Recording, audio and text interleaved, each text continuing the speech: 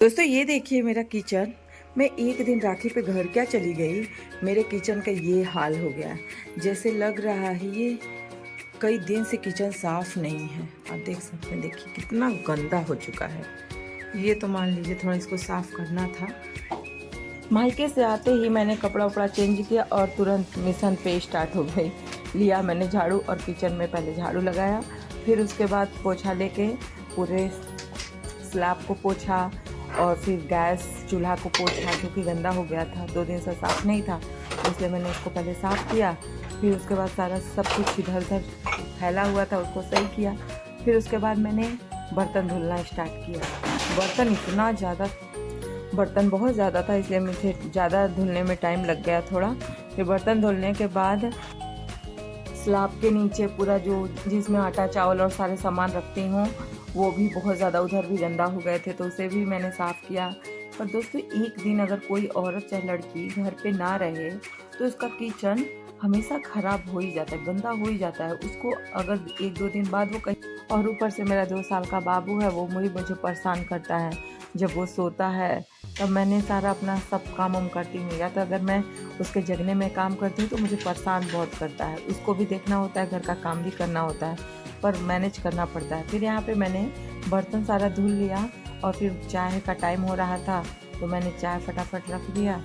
चाय रखने के बाद फिर मैंने अपना, और जो बाकी ज़्यादा टाइम तो नहीं लगेगा साफ़ करने में, पर फटाफट करना ही होगा। फिर उसके बाद मैंने नीचे पोछा ओछा लगाया।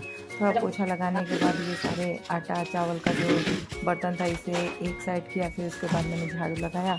झाड़ू लगाने के बाद पहले फिर मैंने सारे ये चावल और बर्तन के सारे बर्तनों को पोछा, मतलब सारे डब्बे को पोछा। पोछने के बाद फिर मैंने सही से जैसे रखा था वैसे सही से रख दिया। सारे ढक्कन थोड़े ज़्यादा गंदे हो गए थे तो इसलिए उसको रगड़ रगड़ के थोड़ा साफ़ करना पड़ा। साफ़ करने के बाद फिर से उसे सही से सरिया के रख दिया मैंने। यहीं पे अगर बाबू जग रहा होता तो बहुत परेशान करता, कहता कि हटो हम साफ़ करेंगे। वो काम सोचता है मेरा हेल्प करने के लिए, हेल्प करने के चक्कर में मेरा काम बढ़ाता रहता है। फिर उसके बाद मैंने सारे अलमारी का बर्तन उतारा और सारे शीशी, मैंने कांच के शीशे ज़्यादा रखे हैं क्योंकि मेरे घर में जो जैम यूज होता है तो मैं उसका शीशी धुल धुल के रखती जाती हूँ, क्योंकि उसमें मसाले वसाले रखने के लिए काम आते हैं। फिर उसके बाद मैंने सारे बर्तन नीचे, सारे शीशी बर्तन नीचे उतार दिए। फिर उसके बाद मैंने उसको अच्छे से झाड़ू लगा के फिर उसको अच्छे से पोंछ के फिर मैंने उसे सब अच्छे से सरिया दिया। फिर मैंने इसे भी सारा सरिया के अच्छे से रख दिया। रखने के बाद बाबू भी उठने वाला था तो मैंने सोचा, क्योंकि बाबू इसलिए सो गया आज शाम को क्योंकि हम जब मायके पे थे तो वो वहाँ पे बच्चों के साथ खेल रहा था, इसलिए सोया नहीं था। इसलिए रास्ते में गाड़ी पे आते आते ही वो सो गया था। फिर आया तो घर पे मैंने उसको सुला दिया और मैंने सोचा कि मैं फटाफट सारे काम निपटा लेती हूँ। फिर मैंने अपना सारा काम निपटाने के बाद फिर खाना भी बनाना था। मैं जैसे ही मैंने किचन को साफ़ किया उसके बाद फिर मैंने खाना वाना बनाया। पर यहाँ पे कांच की शीशी को मैं सरिया रही थी तो उसे संभाल के रखना था, क्योंकि अगर गिर जाता तो फूट जाता। फिर मैंने ऊपर वाले रैक को सरिया के रख दिया।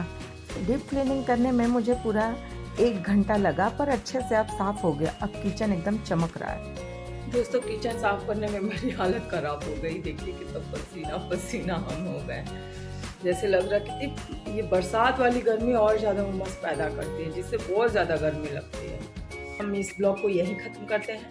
आपसे मिलते हैं एक अगले नेक्स्ट ब्लॉग में।